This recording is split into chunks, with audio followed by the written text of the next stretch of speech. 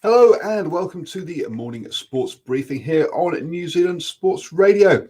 Hi, I'm Paul and I'll be your host this morning, and we've got news in the tennis, in the golf, the PGA and the European Tour, football news with the A-League, basketball with NBA and NBL action, obviously the America's Cup taking place in Auckland. In rugby, we had the Force versus the Rebels last night in Super Rugby AU. Also, the NRL is underway, and so is cricket, and also some shocking news in the boxing. This is your best way to start the day up to speed with all of the important sports news. And in the tennis, Marcus Danielli, the Kiwi, with his Australian partner, Philip Oswald, are into the final of the Doha ATP tournament. They were unseeded and had beaten the top seeds, Colombians, Juan Sebastian Cabal, and Robert Furrer, 6-4, 6-3 to make it into the final. They'd already beaten the Australian Open champions on the way to the semi-finals. So having a great tournament there over in Doha. Wish them all the luck in the final. Moving on to the golf, and in the European Tour, it's the Qatar Masters with no Kiwi representatives. Winthner is currently leading at 8 under par, 2 shots clear of the quite a big chasing pack there. Also over in the States, it's the PGA, where it's the Players tournament, which Danny Lee is taking place in. Currently, Sergio Garcia is top of the table at 7 under par, 1 point clear of chasing group. Danny Lee currently is down in tied 70th at 1 over par. So about halfway through the field, he'll be fighting it out to make the cuts. It looks pretty close. It's going to be a pretty close thing there by the looks of things. Staying in the USA, on to the basketball, and 11 games yesterday, including the Bucks beating the Knicks 134-101. But also the Pelicans losing to the Timberwolves. They started out well, winning the first quarter 34-27 to take a 7-point lead, but either side of halftime, the Timberwolves really dominated the game, winning the second quarter 40-26 and then 38-22 in the third quarter, meaning that it was over early. Really, their 3-point shooting was the difference, making 19 out of 40 shots, whereas the Pelicans only made 6 out of 32, which really was going to be a problem for them. Off the bench, Jalen Nowell scored 28 points and Anthony Edwards scored 27 for the Timberwolves. For the Pelicans, Zion Williamson got himself 24 points, and Stephen Adams a double, 12 rebounds and 13 points for him. But it wasn't enough, as the Pelicans were down there. That means that in the table now, the 76ers still lead the Nets, with the Bucks getting that win. Puts them on a 2-game winning streak now in the Eastern Conference. So those are the top 3 teams. The Bucks a couple of games behind the other 2. Over on the Western side, the Jazz still lead the Suns and the Lakers in that one.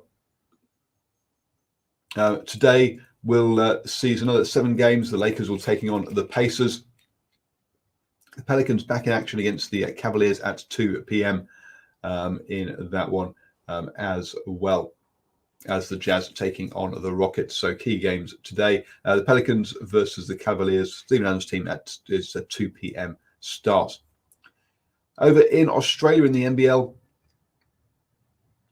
2 games yesterday. The Taipans lost to the Southeast Melbourne Phoenix, and that was 85-81. The Breakers took on the Wildcats. Again, the Breakers made a good start, winning the first quarter 19-12. But again, either side of halftime, they lost it, with the Wildcats winning the second quarter 23-17 and then 33-17. So coming out after the break, all guns firing, and the Wildcats. The Breakers tried to come back in the fourth quarter, but it was nowhere near enough.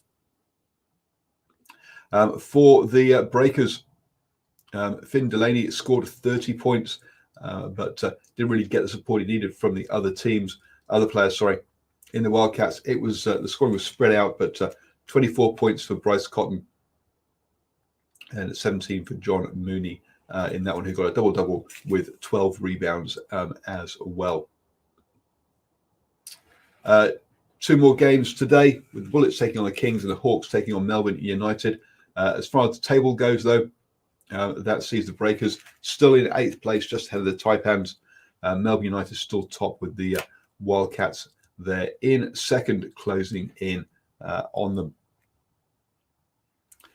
Staying over in Australia for the A-League, with one game yesterday as Melbourne City beat Macarthur FC 3-0 in that one. That sees Melbourne City go second in the table, climbing above Macarthur FC. They are still 6 points behind Central Coast Mariners with a game in hand. So putting some pressure on Central Coast at the top there.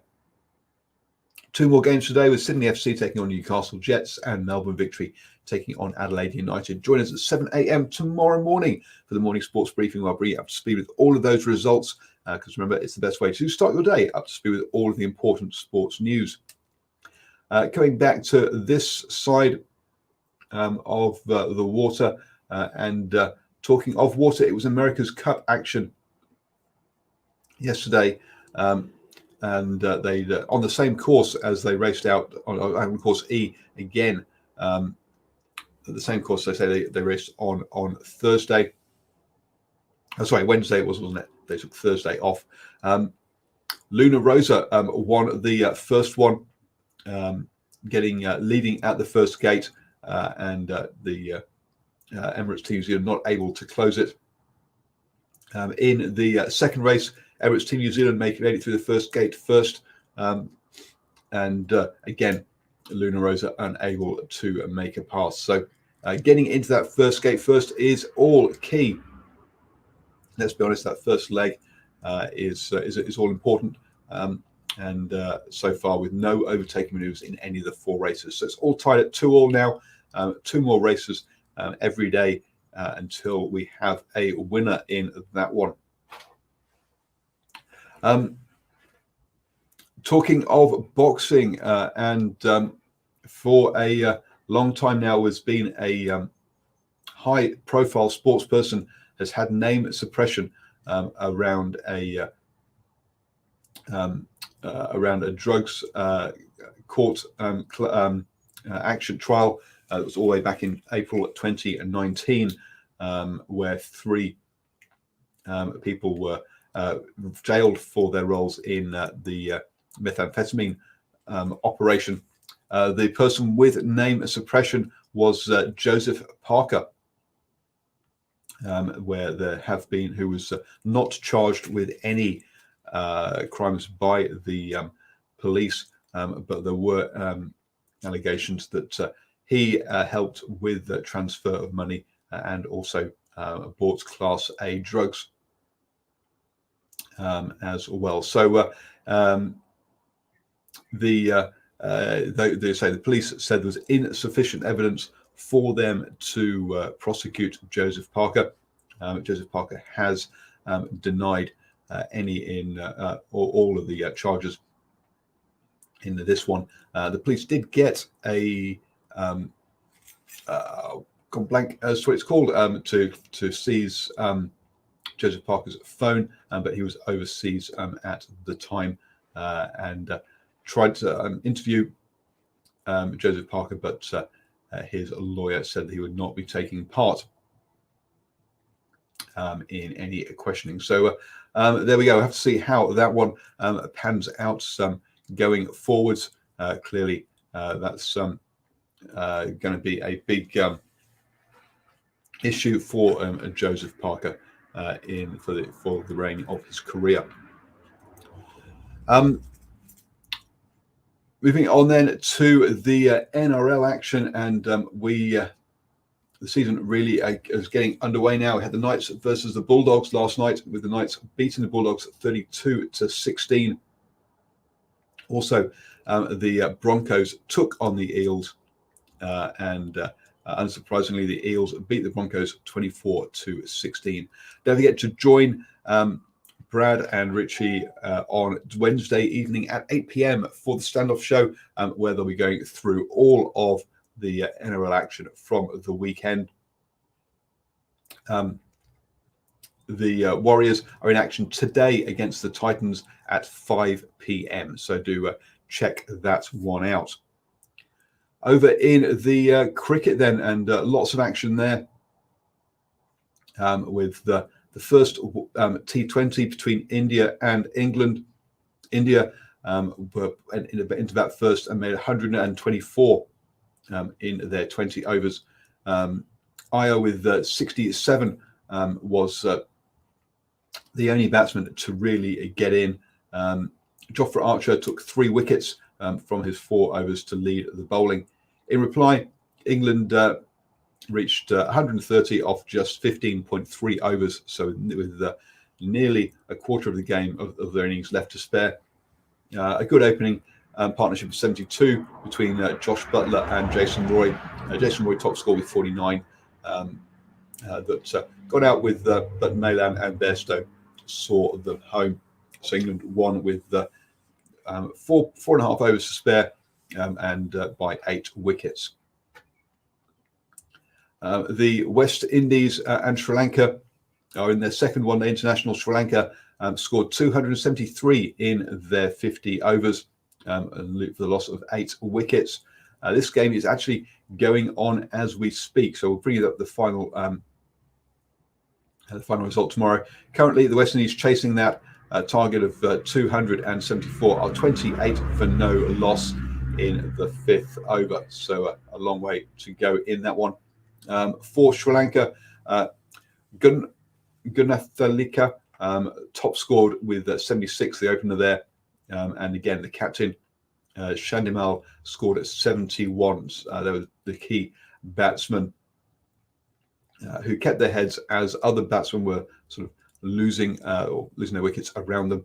Also, De Silva chipped in with 47 at the lower end of the innings. Finally, the test match between Afghanistan and Zimbabwe. This is only going to go one way. Afghanistan scored 545 declared. Zimbabwe scored 287 in their first innings, and were forced to follow on. They're currently 24 for no loss. They're looking at trailing by 234 runs still. So a long way for Zimbabwe to go if they've got any chance of saving this one. Raza with 85 top scored for Zimbabwe. And to be fair to them, the top 3 batsmen that did well, Mazuva scored 65, Kasuva 41, and Mushakanda 41. But after that, there was little resistance from the Zimbabwe batsmen. Moving on then to the rugby then, and one game in Super Rugby AU last night saw the Western Force take on the Melbourne Rebels. Clearly a bit of a grudge match ever since Western Force were kicked out of Super Rugby, and the Rebels were kept in. And then, the coach and most of the team moved over from the Force to the Rebels a few years ago. The Western Force now back in to Super Rugby from last year. They beat the Waratahs last weekend, and the Rebels were coming off the back of 2 losses to the Reds and also the Brumbies.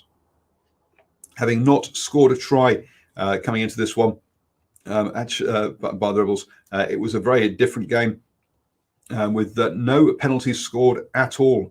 2 tries by the Rebels meant that they took out a 10-0 lead just after the hour mark.